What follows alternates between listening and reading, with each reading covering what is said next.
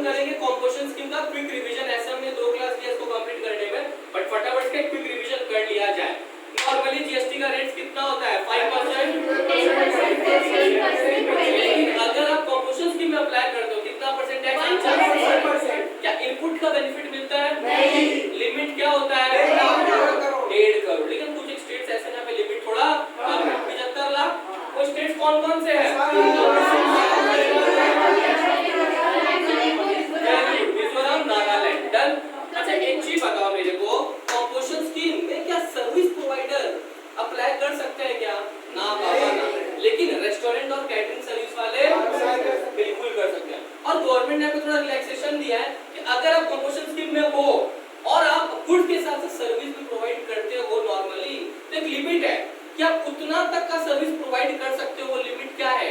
10% of turnover और whichever is, for example मेरा goods का टर्नओवर 60 लाख है, तो मैं कितना का सर्विस प्रोवाइड कर सकता हूँ? 60 लाख का 10% 6 लाख और 5 लाख। हायर कौन सा? 6 लाख। तो कितना का सर्विस दे सकता हूँ? अच्छा किन लोगों को तो यहाँ से दफा कर दिया गया है कि आप अगर ये सब में डील करते हो तो आपको कंपोजिशन स्कीम मिलेगा ही नहीं। तो मैं मिलेगा ही।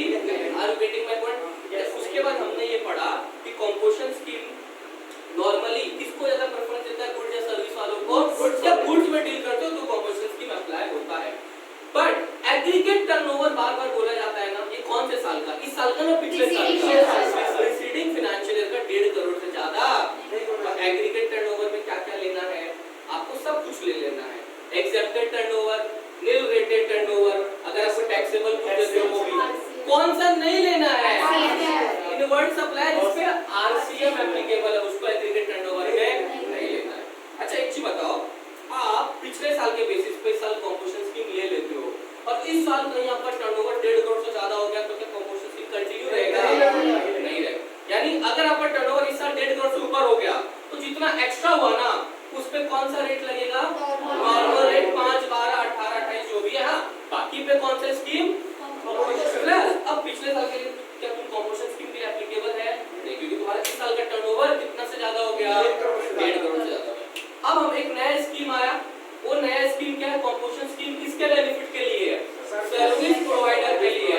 अगर आपका टर्नओवर 50 लाख तक है पिछले साल का तो आप एक नया कंपोजिशन स्कीम ले सकते हैं, स्पेशल स्कीम।